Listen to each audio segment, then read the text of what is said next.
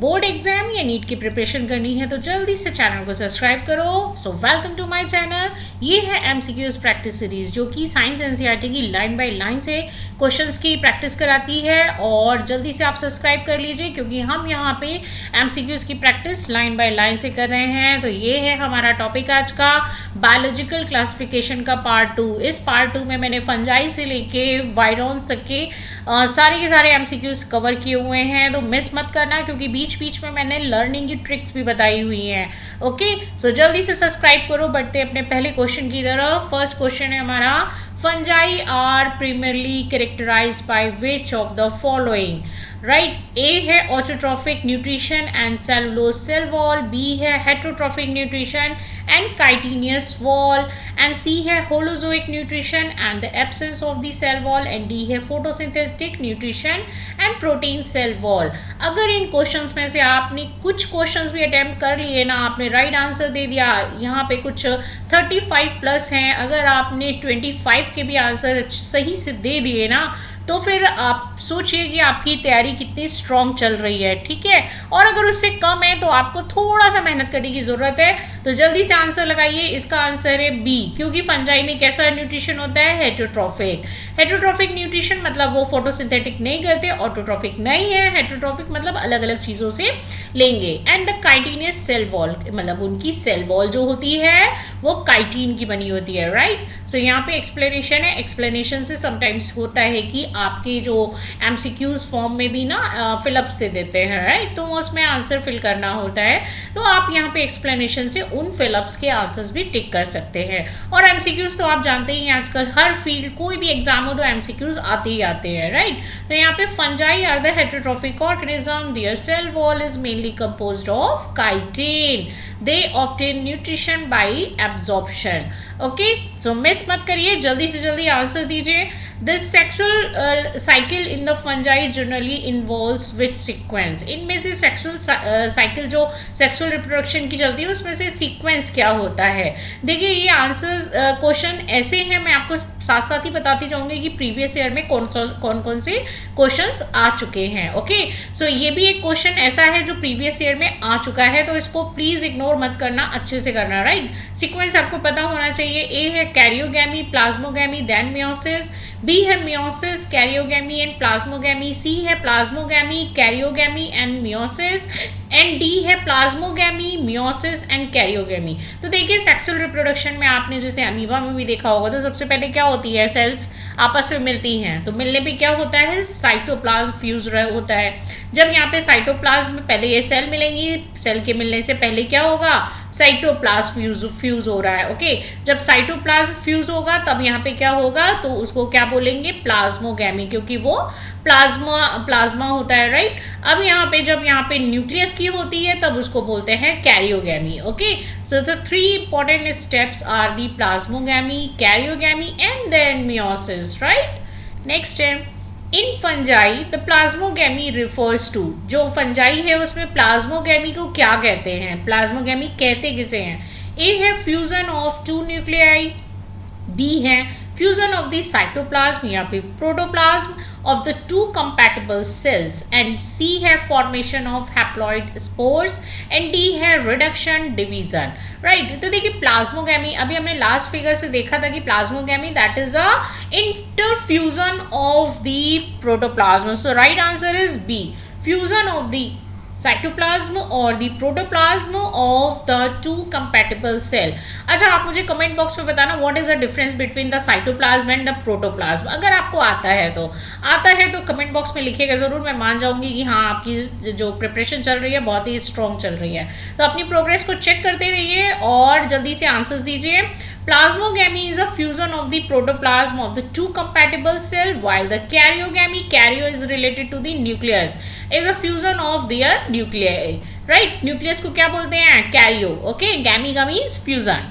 Next है A, dikaryotic condition in the fungi is represented as, जो dikaryotic का मतलब आप समझ रहे हैं, 2 न्यूक्लियस। तो 2 न्यूक्लियस की बात कर रहे हैं, 2 न्यूक्लियस, तो that is called the dikaryotic condition. So उसमें क्या रिप्रेजेंट करता है, ए है एन, बी है 2n, सी है n+n एंड डी है 2n+2n। So what is a condition of dikaryotic, that is n+n। Supposedly यहाँ पे देखिए डेप्लॉयड स्ट्रक्चर है, यहाँ पे जब आपने देखा था ना प्लाज्मोगैमी, फिर karyogamy, then after meiosis. Meiosis में क्या होता है, रिडक्शन होता है, मतलब जो सेल होती है दो में बढ़ जाती है ना, तो यहाँ पे कंडीशन क्या देखने को मिलती है, n+n। in dikaryotic condition a cell contain two genetically distinct haploid, मतलब टू जेनेटिकली, जैसे एक अलग उसका पार्ट हो गया, एक अलग पार्ट हो गया, राइट, मतलब एक ही स्पीशीज के दो अलग अलग सब्सटेंस हैं, ऑर्गेनिज्म है, राइट। तो यहाँ पे हैप्लॉइड न्यूक्लियाई है और उसको हम प्रेजेंट करते हैं, एक का n पार्ट, दूसरे का भी n part, so that is called n+n। Next है, which fungal group is characterized by an intervening dikaryotic phase। इनमें से कौन सा फंगल ग्रुप है जिसमें कि ये डाइकैरियोटिक फेज अच्छे से देखने को मिलता है, मतलब उस फेज उस ग्रुप की प्रॉपर्टी है। ए ओनली फाइकोमाइसिटीज, बी है एस्कोमाइसिटीज एंड बेसिडोमाइसिटीज, सी है ओनली ड्यूटेरोमाइसिटीज एंड डी है ओनली फाइको एंड ड्यूटेरोमाइसिटीज। तो देखिए फंगल ग्रुप जो कि डाइकैरियोटिक फेज यूज करता है ना, वो है हमारा एस्कोमाइसिटीज एंड बेसिडोमाइसिटीज। इसको याद कर लीजिए, ये भी n है, ये भी n है, n+n देता है, ये दोनों n+n देते हैं।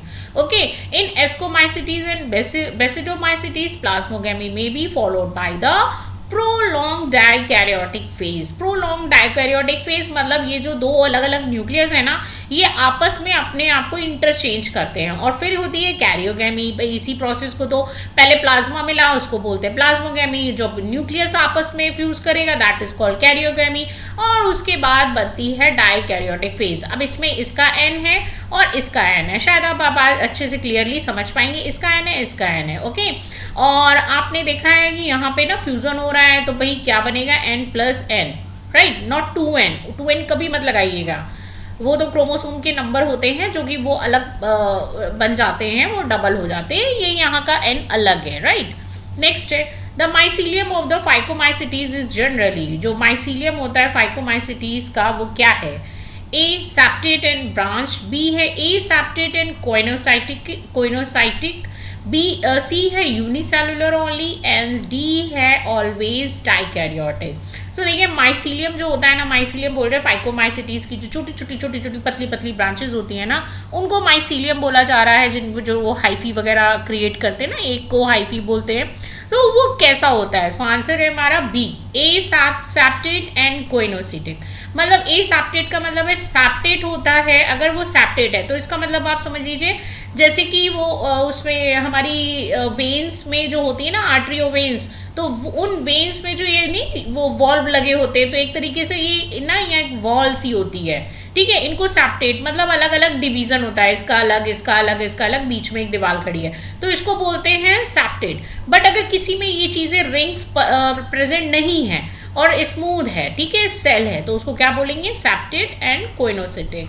सो फाइकोमाइसिटीज जो है generally possesses a septate and coenocytic mycelium. आप ये देख सकते हो, ये माइसीलियम है और इसकी एक टर्म को क्या बोला गया है, हाइफी। नेक्स्ट है, which of the following is a characteristics of phycomycetes. इनमें से फाइकोमाइसिटीज का कैरेक्टर कौन सा है, तो ए है conidia are produce exogenously, B है zoospores may be motile, C है basidiospores are produce on basidium, and D है ascospores are produce inside ascus. तो देखिए जो फाइकोमाइसिटीज है ना, तो यहाँ पे क्या होता है, आंसर हमारा बी, जूस्पोर्स में भी मोटाइल। ये यहाँ पे जूस्पोर्स देखिए आप देख सकते हो इस तरीके से है, और जब ये ब्रांच टूटता है तो ये जूस्पोर्स फैल जाते हैं और ये क्या होते हैं, मोटाइल होता है। सो ए रिप्रोडक्शन इन फाइकोमाइसिटीज में अकर बाय जूस्पोर्स जो कि मोटाइल होते हैं, और जो नॉन मोटाइल होते हैं दैट इज एप्लानोस्पोर्स, राइट। नेक्स्ट है, zygospores in phycomycetes are formed bye, जो जाइगोस्पोर्स हैं अपनी प्रोग्रेस चेक करते रहिए, अपना बताते रहिए कि कितने मार्क्स आए हैं अभी तक, आपके कितने सही निकले हैं इसमें से। Okay, so zygospores in phycomycetes are formed by A budding, B fragmentation, C है fusion of two gametes, D है बाइनरी फिजन। तो जाइगोस्पोर्स जो फाइकोमाइसिटीज में बनते हैं तो वो क्या होता है, that is the fusion of two gametes. अभी बताया था ना जू स्पोर्स एंड एप्लानोस्पोर्स, तो वो क्या था, इनकी मेटिंग होती है। मेटिंग मतलब एक पॉजिटिव बनेगा और एक नेगेटिव बनेगा और दोनों मिलके सेक्सुअल रिप्रोडक्शन फॉर्म करते हैं। So involve the fusion of the gametes producing the zygospores. Next है which of the following is correctly matched, इनमें से करेक्टली मैच्ड कौन सा है। ए है म्यूकर फाइकोमाइसिटीज, बी है एगेरिकस फाइकोमाइसिटीज, सी है एस्परजिलस बेसिडोमाइसिटीज एंड डी है पक्सीनिया एस्कोमाइसिटीज। तो यहाँ पे राइट आंसर आपका है yes A mucor, that is phycomycetes. मतलब आपने अगर कोई चीज़ रख दी है कुछ दिनों के लिए तो वो सड़ गल के इस तरीके से ना उसके दाढ़ी हो जाती है वाइट कलर की, ठीक है, मोदी जी जैसी। तो यहाँ पे क्या है, Mucor and Rhizopus are the classic example of Phycomycetes in the classification presented in the supplies material. मतलब जो भी मटेरियल होता है ना वो उसको खाना शुरू कर देता है और अपने आप ही ये फंगस ग्रो हो जाती है। नेक्स्ट है Rhizopus is commonly known as, जो राइजोपस है उसको हम लोग क्या बोलते हैं, ए बेकर सीस्ट, बी है ब्रेड मोल्ड, सी है गिल फंगस एंड डी है रस्ट फंगस। तो देखिए यहाँ पे ये आंसर भी ना PYQ है, प्रीवियस ईयर में आ चुका है। मतलब आपको लग रहा होगा कि इतना इजी कैसे दे देते हैं। तो देखिए ये एवरेज क्वेश्चन पेपर बनता है, जिनको अच्छी तैयारी है उनके लिए भी है, जिनकी अच्छी तैयारी नहीं है उनके लिए भी है। तो देखो मतलब सबको करना है, एक दो क्वेश्चन करके भी अगर किसी की तैयारी पूरी नहीं है, अगर उसके एक दो क्वेश्चन भी आ रहे हैं तो वो भी सेटिस्फाई हो जाता है ना कि भाई मैंने देखो एक दो क्वेश्चन तो लगाए हैं एटलीस्ट। सो राइजोपस ये प्रीवियस ईयर का क्वेश्चन है, मार्क कर लीजिए। राइजोपस को क्या बोलते हैं, यस ब्रेड मोल्ड। जो ब्रेड है हमारी अगर थोड़े दिन के लिए एज इट इज पड़ी रहे ना तो क्या होता है कि उसमें इस तरीके से ना फंगस ग्रो हो जाती है। आप देख सकते हो थोड़े दिन के लिए ब्रेड को ना मॉइस्ट कंडीशन में ऐसे ही छोड़ दो तो अपने आप ही ये सब चीज़ें आपको दिखने लगेंगी। So rhizopus is commonly referred to as a bread mold. Okay, next है Ascomycetes are commonly called. Ascomycetes को हम लोग क्या कहते हैं, ये भी एक PYQ में आ चुका है। ए है क्लब फंजाई, बी है सेक फंजाई, सी है इम्परफेक्ट फंजाई एंड डी है स्लाइम मोड्स। सो एस्कोमाइसिटीज को हम लोग क्या बोलते हैं, तो एस्को से ही आप समझ रहे हो, दैट इज सेक फंजाई। एस्कोसेक, इसको ना थोड़ा सा पजल कर लो तो अपने आप ही क्या बन जाएगा, SAC, ठीक है। एस्कोसेक लाइक स्ट्रक्चर, ये रहा है। सेक मतलब होता है थैला, ओके। सेक को ना जैसे थैला बोलते हैं, आपने सेक और कॉइन वाली स्टोरी पढ़ी होगी इंग्लिश में लिटरेचर में। So ascomycetes are called the sac fungi because their sexual spores, ascospores, are produced inside the sac-like structure called asci। ये जो sac-like structure है ना, आप इसको उल्टा कर दोगे ना तो इसमें कुछ भी रख सकते हो, that is called the sac। छोटा सा ही पर्स जो होता है वो भी sac कहलाता है। नेक्स्ट है the asexual spores of ascomycetes are generally, तो जो एसेक्सुअल स्पोर्स है मतलब जो सेक्सुअल रिप्रोडक्शन नहीं करते, जो एसेक्सुअली डेवलप होते हैं मतलब एसेक्सुअल रिप्रोडक्शन में पार्टिसिपेट करते हैं, उनको क्या कहते हैं। ए है बेसिडियोस्पोर्स, बी है एस्कोस्पोर, सी है कोनिडिया एंड डी है जाइगोस्पोर। देखो आप नाम से समझ लीजिएगा बट कंफ्यूज मत होइएगा, वहाँ पे क्या बोलते हैं, कोनिडिया। एस्कोस्पोर्स नहीं बोलते हैं, आप अगर उसको लगाएंगे ना तो गलत हो जाएगा। तो एस्को मैंने इसीलिए बोला नाम से कंफ्यूज मत होइएगा। Conidia are the asexual spores produce exogenously on specialised structure called conidiophores. ये किस में होता है, एस्कोमाइसिटीज में, राइट। तो यहाँ पे ये जो है कोनिडिया है, कोनिडिया चेन में है, तो ये कोनिडियोफोर्स हो गया जो कि चेन में जो कोनिडियाज हैं उनको कैरी करता है। नेक्स्ट है ascospores are produced, right. A है एक्सोजिनसली ऑन कोनिडियोफोर्स, बी है endogenously inside ASCII and C है इनसाइड बेसिडिया एंड डी है इनसाइड स्पोरेंजिया। तो देखो एस्कोस्पोर्स कहाँ बन रहे हैं हमारे, यस एंडोजिनसली इनसाइड एस्काई, ठीक है। जो सेक्सुअल स्पोर्स, वहाँ पे ए सेक्सुअल स्पोर्स आपको पूछे गए थे, कोनिडिया था। यहाँ पे ये सेक्सुअल स्पोर्स पूछे गए हैं, तो ये कहाँ बन रहे हैं? Ascospores form inside the sake like ASCII, ये जो एक तरीके का स्ट्रक्चर है ना, तो इसमें बनते हैं। नेक्स्ट है Neurospora is particularly important because it is, जो न्यूरोस्पोरा है वो इम्पॉर्टेंट है, क्यों? ए है use extensively in the biochemical and the genetic studies, B है the causative agent of the potato spindle tuber disease, and C है a lichen forming organism, D है a bacteriophage। तो देखो जो ये न्यूरोस्पोरा है ना, ये भी एक फंजाई है और ये रिलेट करता है, it is used extensively in the biochemical and the genetic studies. तो neurospora has been used in the biochemical and the genetic research, ये है आपकी न्यूरोस्पोरा, राइट। नेक्स्ट है basidiomycetes are commonly known as, A है sac fungi, B है club fungi, B है club fungi, C है imperfect fungi and D है bread mould. ठीक है, तो आपने अभी तक सेक फंजाई देख लिया, एस्को होता है, और ब्रेड मोल्ड देख लिया, राइजोपस होता है, राइट। सो इसका आंसर क्या हुआ हमारा? Sorry, club fungi, right? So basidiomycetes are also called as club fungi। अब हम लोग जितना भी मशरूम वगैरह खाते हैं ना, ये जो एडिबल होता है ना, ये सब किस में आता है? बेसिडियो में। ओके, सो यहाँ पे because their sexual spores are borne externally on the club shaped basidia, ये रहे आपके button mushroom, oyster oyster oyster oyster, ये रहा ओस्टर मशरूम, राइट। तो इस तरीके के ये एडिबल होते हैं। ये किससे रिलेट करते हैं, कौन से ग्रुप में आते हैं? बेसिडोमाइसिटीज।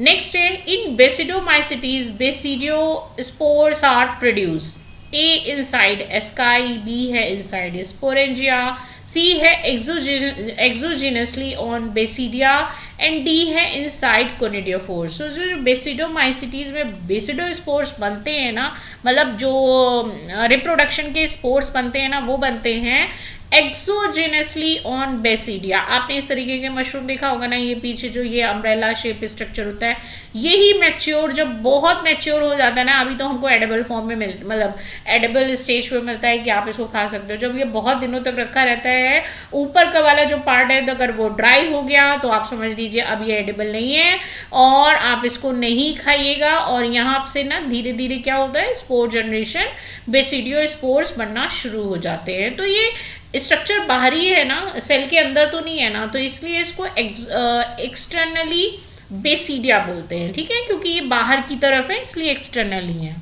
नेक्स्ट है basidiomycetes karyogamy and meiosis occur in basidiomycetes karyogamy यानी कि जो फ्यूजन होता है न्यूक्लियस का, और मियोसिस होता है वो कहाँ होता है? ए है एस्कोकार्प, बी है बेसिडियम, सी है कोनिडियोफोर एंड डी है स्पोरेंजियम। तो यहाँ पे राइट आंसर है हमारा basidium, right. Karyogamy occur in the basidium followed by meiosis resulting in the formation of basidiospores, right. देखिए ये मैंने इसीलिए बोला लाइन बाय लाइन से है, क्योंकि उसमें फंजाई में आपके चैप्टर में बहुत सारी दिए हुए हैं, मतलब सारे ग्रुप के फंजाई दिए हुए हैं, तो एटलीस्ट हमारा बनता है कि हमें भी सारी चीज़ें पढ़नी चाहिए ना, इसीलिए मैंने बोला लाइन बाय लाइन से क्रिएट किए हुए हैं। सो ड्यूटेरियोमाइसिटीज आर कॉमनली नोन एज, देखो आपने देख लिया एस्को को क्या बोलते हैं, बेसिडियो को क्या बोलते हैं, तो ड्यूटेरियो को क्या बोलते हैं? ए है क्लब फंजाई, आप फिर से रिकॉल कर सकते हो, क्लब फंजाई क्या था? बेसिडो। सेक फंजाई क्या था? एस्को, ओके। और सी है इम्परफेक्ट फंजाई एंड डी है स्लाइम मोल्ड। तो यहाँ पे देखिए राइट आंसर है हमारा ड्यूटेरियो का इम्परफेक्ट फंजाई। ये इम्परफेक्ट क्यों है? इसलिए क्योंकि यहाँ पे देखो रीजन दिया हुआ है, they are called imperfect because only their asexual और vegetative stage were known in the traditional classification. मतलब जो पहले का क्लासिफिकेशन, मतलब पुराना जो इनका रिकॉर्ड है ना, उसमें जो इनका एसेक्सुअल और वेजिटेटिव स्टेज, वेजिटेटिव ही इनका रिप्रोडक्शन फाइंड हुआ है, सेक्सुअल तरीके से इनका नहीं फाउंड हुआ है, इसीलिए ये इम्परफेक्ट है। अगर परफेक्ट होते, मतलब अगर सेक्सुअल रिप्रोडक्शन भी प्रेजेंट होता तो ये परफेक्ट होते। नेक्स्ट है Deuteromycetes reproduce mainly by, A है बेसिडियोस्पोर्स, बी है एस्कोस्पोर्स, सी है कोनिडिया एंड डी है जाइगोस्पोर्स। तो देखो ड्यूटेरो में क्या बनेगा हमारे conidia, right. Deuteromycetes reproduce asexually by conidia, right. ये कोनिडिया जो होते हैं अभी आपको पहले भी बताया था, ये एसेक्सुअल रिप्रोडक्शन में पार्टिसिपेट करते हैं, है ना, था ना अभी लास्ट में। तो याद रखिए, ये देखिए ये जो बन रहे हैं ना चेन लाइक स्ट्रक्चर, ये कोनिडिया था ना कोनिडिया फोर में, तो ये कोनिडियाज ही होते हैं। अलग अलग एस्परजिलस भी दिया हुआ है, वेरेंजिला भी दिया हुआ है, सब में ये कोनिडिया फॉर्म होता है, वो भी किस लिए, एसेक्सुअल रिप्रोडक्शन के लिए। नेक्स्ट है red rot of sugarcane is caused by, जो रेड रॉट शुगर केन है, शुगर केन मतलब गन्ना, ओके, वो किस लिए होता है, किसकी वजह से। ए है अल्टरनेरिया सोलेनाई, बी है कलेक्ट्रोट्राइकियम फेलेक्टम, सी है क्लेविसेप परप्यूरिया एंड डी है अस्टिलेगो। तो यहाँ पे रेड रॉट जो डिसीज है ना वो होती है B, answer is B, colletotrichum falcatum, right. ये देता है red rot of sugarcane, मतलब जो लीव्स होती है ना उसमें भी ऐसे ना लाइंस बन जाती हैं, और जो आपका शुगर केन होगा उसमें भी इस तरीके से ना अंदर ड्राई हो जाते हैं और रेड रेड कलर के पैचेस आ जाते हैं, तो ये होता है red rot of sugarcane. Next है early blight of potato is caused by, जो अर्ली ब्लाइट ऑफ पोटैटो है that is caused by A alternaria solani, B है कोलेक्टोट्राइकियम फेल्केटम एंड सी है पक्सीनिया एंड डी है rhizopus. तो जो early blight है ना that is form cause by the alternaria solani. आप देख सकते हो इसमें ना क्या होता है, जो दो तरीके के होते हैं, एक अर्ली होता है एक लेट होता है, राइट। तो यहाँ पे ये जो वाला है ना ये रिंग रिंग सा स्ट्रक्चर आता है, जैसे रिंग वर्म होता है ना उसमें रिंग रिंग सा ऐसे ऐसे स्ट्रक्चर आता है। अगर लीफ में और इस तरीके से पोटैटो में ना ये रिंग रिंग करके स्ट्रक्चर है, तो आप समझ लीजिए ये क्या है भाई, अर्ली ब्लाइट ऑफ पोटैटो। और अगर इसी तरीके से खाली ये पूरा लीफ ना ये डैमेज हो रही है तो this is form by the late blight of potato. So Alternaria solani एक तरीके का फंगस है which is cause the early blight of potato. ये एक डिसीज होती है जिससे कि आलू जो है वो खराब हो जाता है, लीव्स भी खराब हो जाती हैं। अब आते हैं वायरस पे। Viruses are generally considered, virus क्या होते हैं, ए है सेलुलर ऑटोट्रॉफ्स, बी है non cellular entities and C है प्रोकैरियोटिक सेल एंड डी है यूकैरियोटिक सेल। ठीक है, सभी से लड़ाई कर लेना लेकिन वायरस से कभी भी मत भिड़ना भाई, ये बहुत ही गंदा होता है, एक तो दिखता नहीं है, कहाँ लड़ना है किधर लड़ना है कुछ पता ही नहीं है और कभी भी आज आगे एंटर कर लेता है। ओके, सो ये हैं हमारे नॉन सेलुलर एंटाइटीज।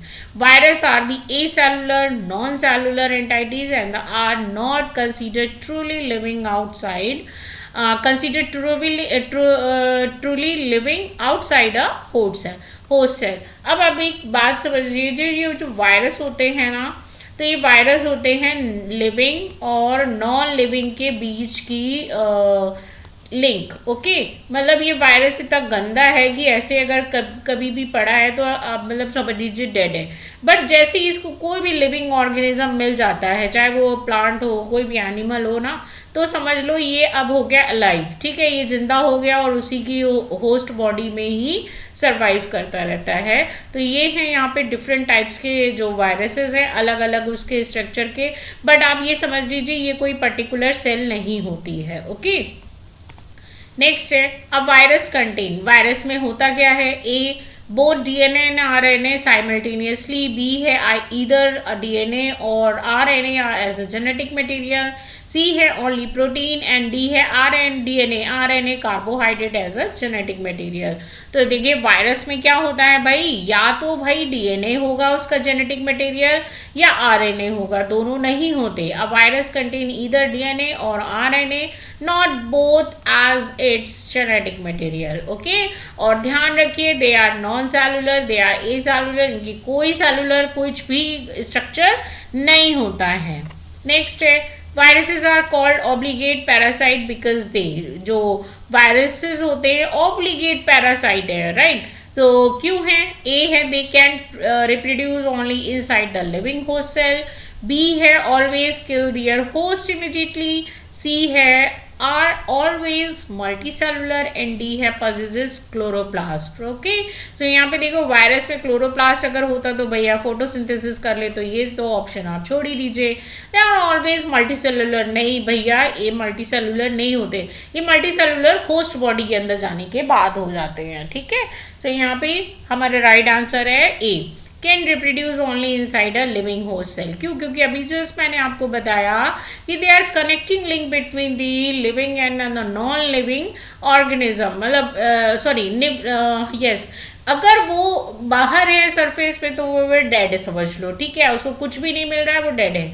बट जैसे ही कुछ भी उसको लिविंग बॉडी मिल जाती है तो ये उसके अंदर ही सर्वाइव करना शुरू कर देता है. So viruses depends on the machinery of the living host cell for the replication.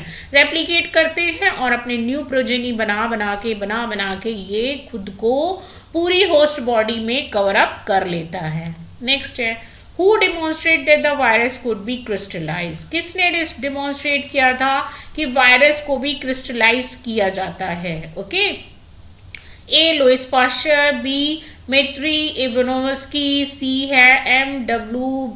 बेजनिंग and D है W.M. स्टैनले.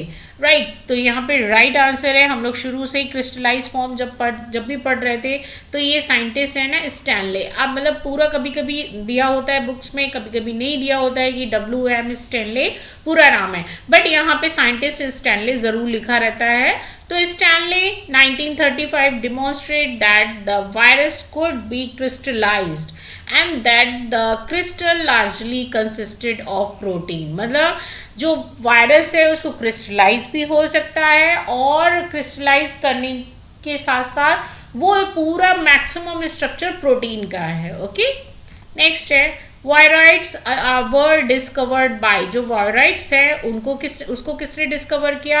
अब वायरस और वायराइड्स में भी डिफरेंस है. देखो वायरस तो है ही है, वायरस के अंदर भी कोई रहने वाला है, आप समझ लीजिए. Viroids were discovered by A.W.M. Stanley, B है T.O. डेनियर, सी है पास्चर एंड डी है बेजरिंग. तो यहाँ पे देखिए वायराइड्स क्या है, ये डिस्कवर किए थे T.O. डेनियर ने, और ये एक तरीके के होते हैं, देखो यहाँ पे है ना, ये वायराइड्स है, मतलब वायरस के भी अंदर रहने वाला उसको बोलेंगे वायराइड्स.